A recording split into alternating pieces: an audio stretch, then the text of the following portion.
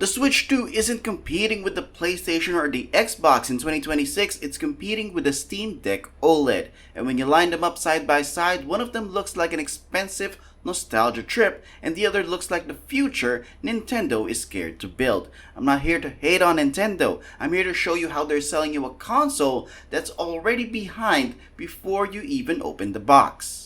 Nintendo loves to talk numbers. The first Switch sold 150 million units. That's a lot of consoles and a lot of people locked into their ecosystem. But here's what they won't tell you. Steam has over 130 million active users and a library of over 50,000 games. And you don't need to buy a new console to play them. And sure, the Switch 2 will sell millions because Nintendo fans are loyal. But loyalty does not change the fact that you're paying premium dollars for a machine that can only play Nintendo-approved games. The Steam Deck plays PC games, indie games, emulated games, hell, it can even play Switch 1 games if you know what you're doing, letting you revisit classics you already own without digging out old hardware. Nintendo sells consoles while Steam sells freedom, and in 2026, freedom is winning.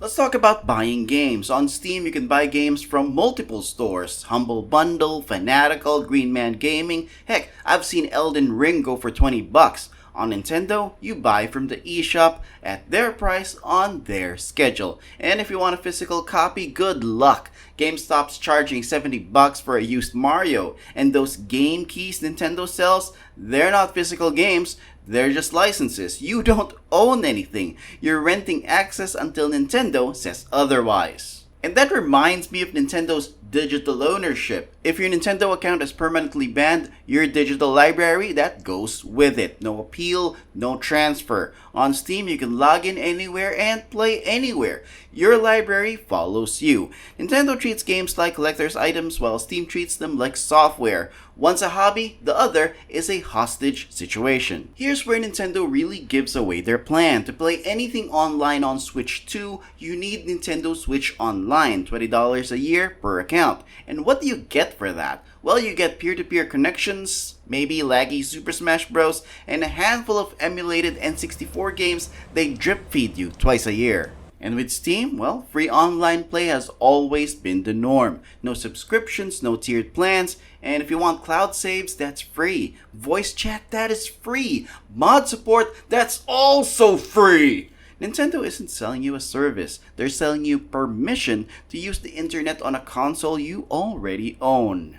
But here's Nintendo's big selling point, docked 4K. It sounds great until you realize most games aren't running at native 4K. They are upscaled, and the Switch 2 still uses last-gen USB-C with no true display out. You're stuck using their dock. And the Steam Deck OLED, well, plug it into any USB-C hub. Play at 1080p on any screen. Is it 4K? Nah. But you know what it is? It's consistent. 60 frames per second in GTA 5 and 40 and more in games like Monster Hunter World. And you're not waiting for a definitive edition re-release. You're playing the real PC version today. Nintendo sells you the dream of a home console that's also portable. The Steam Deck is a portable that's also a PC. One's a compromise, the other, well, it's a computer. And okay, Nintendo fanboys, let's talk exclusives. That's a strength of the Nintendo brand, and I know that. Zelda and Mario, I know, those are incredible games. I'm not arguing that. But you're paying $450 for the box, $70 for the game, and $20 a year to maybe play it online if you have friends. That's $540 for one experience.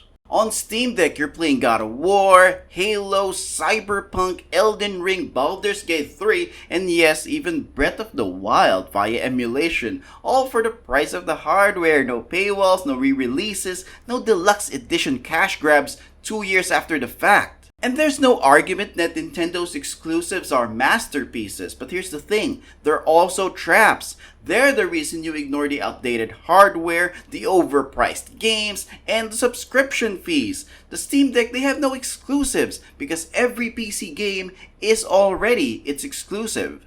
So who wins in this little battle? Well, if you live for Nintendo's worlds and you don't care about price, get the Switch too, you'll be happy. But if you want to play more than just Nintendo games, if you want your library to last forever, and if you want free online, mods, deals, and 50,000 games, well, the Steam Deck OLED isn't just the better buy, it's the only buy. Nintendo is selling you a beautiful cage, the Steam Deck got you the key. A little word of advice here, don't pay for the past, play for the future. I'll talk to you in the next one. Toodaloos.